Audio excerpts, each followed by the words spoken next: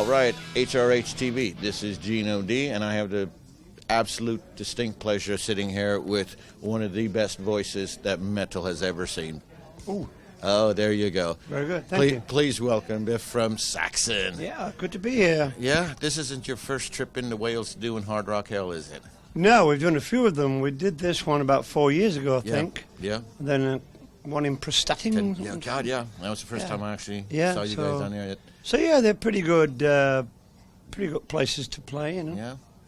So how does it feel? I mean, we were just looking at from the official Wikipedia, right? 39 years since 1976 is when the band officially started. But the first album came out in 79. Yeah, we were a different band then, but 79 definitely Yeah. was Saxon, yeah. Yeah. And that first album came out, because I remember being over in America when those first albums hit. Yeah. Yeah.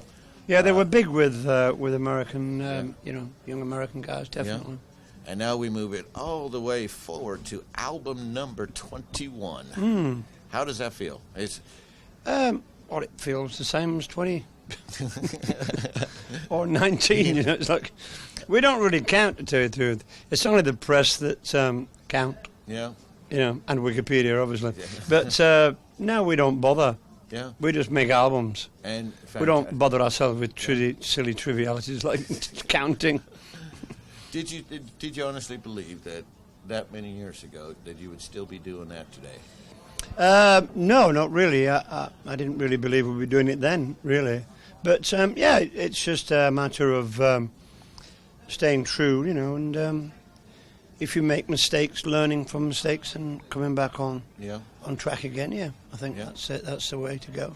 Because the latest album is absolutely brilliant.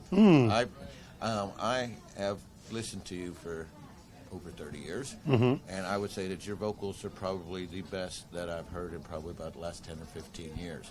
How do you do it? Don't know. I'm very lucky. I don't really do any preparations or anything. I do look after my throat. As a professional singer, you do look after your throat, you know, sort of, you know, don't go too stupid with it, you know. Keep your mouth clean, you know what I'm saying? Don't be looking, you don't get anything, eating anything too bad. But, you know, drinking, moderation. Yeah. You know, when you fall down, that's the time to stop, you know.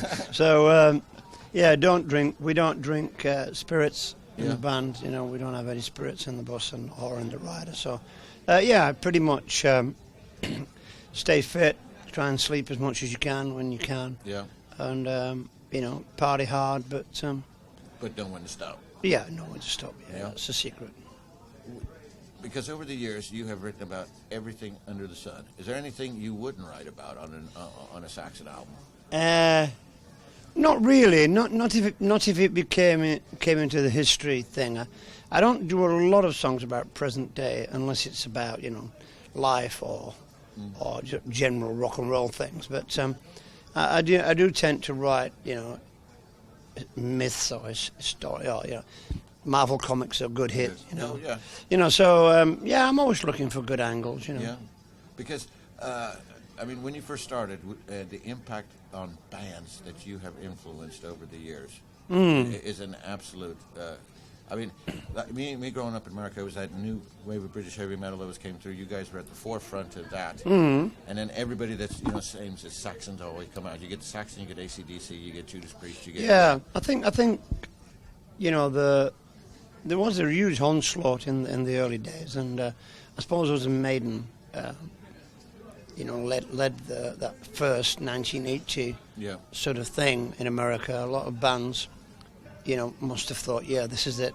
You know, this is the type of music for us. And, you know, a lot of bands were influenced by it. But, you know, it's... I mean, obviously Def Leppard were around then, but they veered off to a more, you know, radio-friendly music. But nevertheless, they're still a great band, you know, from Britain. And, yeah, I think it was a great time for especially for American youth. You know, they took hold of that banner and went on with it. You know, I think the '80s bands do have a storytelling element to them. Maiden, especially. Yeah, I suppose me and Bruce write story lyrics quite a lot. Lemmy does. You know, so Some people are just straight rock and roll, you know, let's tear this place down, let's, you know, and let's rip the audience to pieces, and there's nothing wrong with that because we do that as well. Yeah. But I quite like, you know, telling stories. It's pretty cool. And from the sound, it's pretty much been straight ahead since day one. Yeah, I think so. We swerved off a little bit, you know. We were sort of seduced a bit by the radio thing in America, but you know, we pretty soon, a couple of years, we pretty soon turned our back on that. But you know, come on. I grew up and it was denim and leather. That was it. You know. Yeah. I'm not. I was going to say, and so, but that on that side, it actually did you guys a great big favor. Yeah. Because I just remember the first time that I heard that, and then it took me almost 10 years before I actually guys got to see you do it live. Yeah. And it was just, I was just like, yes. Yeah. Because you have, you know, because you've been in the business that long, you influenced so many kids and that are now adults and families. And that's you know, right. Yeah. That you almost, you know, you're a father, you know, a father figurehead to, you know, the metalheads out there. Yeah, I think, you know, me, Lemmy, Bruce you know, and a few other people as well, you know. But that's how it goes. When you've been in the business long enough and you've remained successful, then I suppose a lot of bands coming up respect that. Yeah. And try to emulate, you know, the route to success. That's what it is, you know. Yeah. But now, unfortunately, there is no route. It's a very rocky path, you know. And it's not a motorway. No, it's not.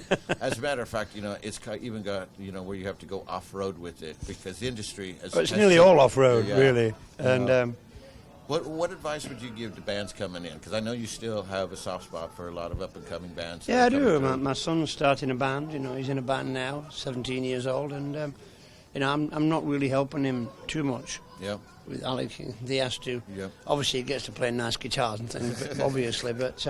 You know, he wants to pay his dues. He don't want people to know him his dad. He wants to, you know, write songs and do it on his own, and then he'll tell people if he wants to. So, you know, but yeah, I do support younger bands, and the only advice really is to keep writing,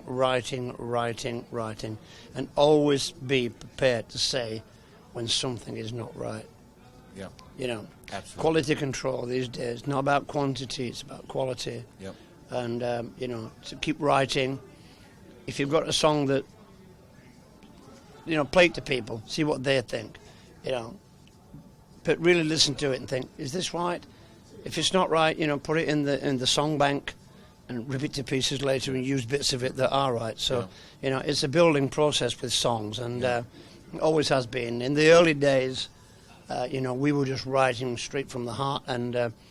But we were quite super uber critical of ourselves, you know, and we'd think, you know, would I buy this? I mean, it's like battering ram. Yeah. Sometimes you have to say, if a new band wrote and recorded this album, would I like it?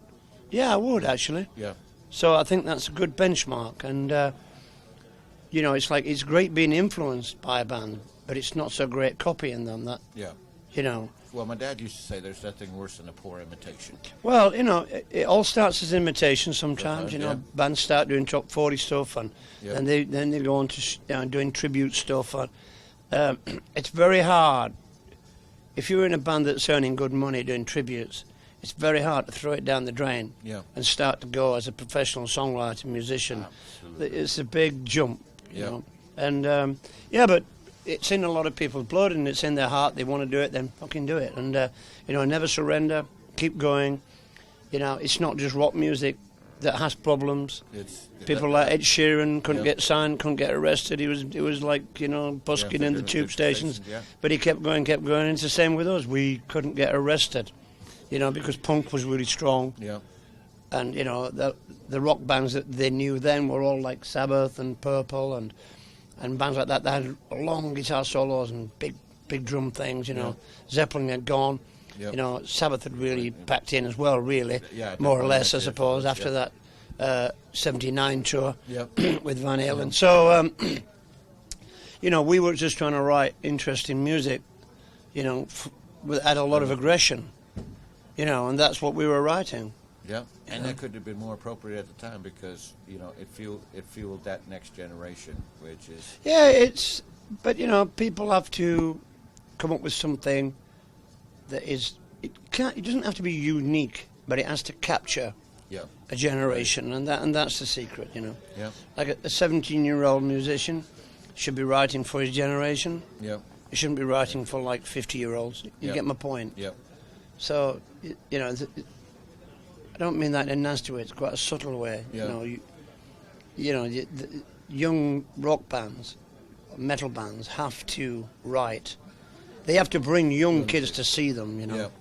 it's a bit like, for instance, you know, Bring Me the Horizon have Yeah. done that. Yeah. You know, and they're not looked at as a metal Band, band, but they pretty much are. Yeah. But they have a really young following, and they've managed to break through in quite big venues. You know. Yeah. Doesn't mean I'm a fan of the band or I like them because they're successful and they've done it and they're a little bit different, you know. Yeah. And that's the way that bands just pop up out of the, you know, out of the woodwork. Exactly. And then hit that next. yeah. stage. And they've been, you know, they've probably been together. It might have been together 3 weeks, might have been together for 5 years. It's just you capture something, Yeah. and it's knowing when you've got something going, you just go for it. Then Yeah. that's the thing. Never, know. never stop. Never No. stop. But you have to recognise it when you Yeah. hit a seam. Yeah. You know, do you know what I mean? Because Yeah. you can go past the seam. It's like, oh, the, crap. the silver seam runs out, and you're back into coal again. Yeah. Yeah. So you have been touring behind this one at the moment. Mm-hmm. We're almost at the tail end of 2015. Yeah. It's, Well, we've just done America with Motorhead, yeah. and we played a few. We played Battering Ram there, but this is the first real Battering Ram gigs. Yeah. So tonight we'll be playing a few songs. Yeah. Not too many music. 'Cause it's a festival, Yeah. so you know at festivals it's not like all a Saxon Saxon audience. Yeah. So people want to hear the big hits as well. Yeah. You know, so we'll do maybe 4 or 5 new songs. Oh, cool. Depends how I feel. Yeah. You know, on So- stage. so- If I feel it's going well with the new Okay, song, okay. then I'll throw a few more in. You know. Yeah. So it's not a set list per se. It's not fixed. It's like whatever you feel like. Well, Everybody joins the party. Well, it's fixed. It's fixed in a certain way as the crew have a general set list, you know, Yeah. which I stick to.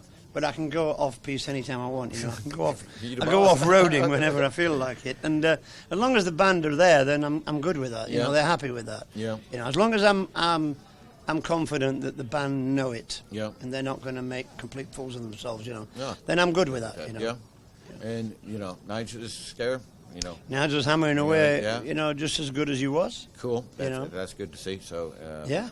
Good. So we'll close 2015 down with these shows, and then is it a break at the end of the year, and then 2016? Well, we're I think we might be back in the States again in spring, Yeah.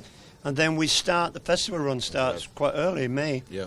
May, June, July. We tend to have time off in August, Yeah. and then we'll probably be out headlining in the autumn on this album. Right. Okay. You know, because obviously we're only playing an hour with Motorhead, so we don't get a full-on Yeah. headline show, you know. So, yeah, we'll probably go out, maybe do a co-headline with somebody, or Cool. get a really cool special guest, you I know. was going to say because you're a non-stop machine in that one because you constantly go. I think you might even give the Stones a run for their money because I think you probably will last out there longer than what. No, I don't know about that. But anyway, we'll see. I mean, they've been going, you know, they were quite young yeah. when they were going. Oh, yeah. You know, 17, I think, 18. So, yeah, you know, I mean, I got to respect Stones, great, Yeah, you know. but you're never too old to rock and roll. No, you're never too old to rock and roll, and I think as long as you fit and you look the part, I think that's cool, you know. Same here. Well, all I can say, anything you want to say to your fans out there? Yeah, we're coming on tour. The Battering Ram cometh, and keep the faith, and we'll see you soon around the planet. No problem. I've been Gino D. This has been Biff from Saxon. Thanks for watching, and we will see you later on down the road. Yeah. Cheers. Live long and prosper.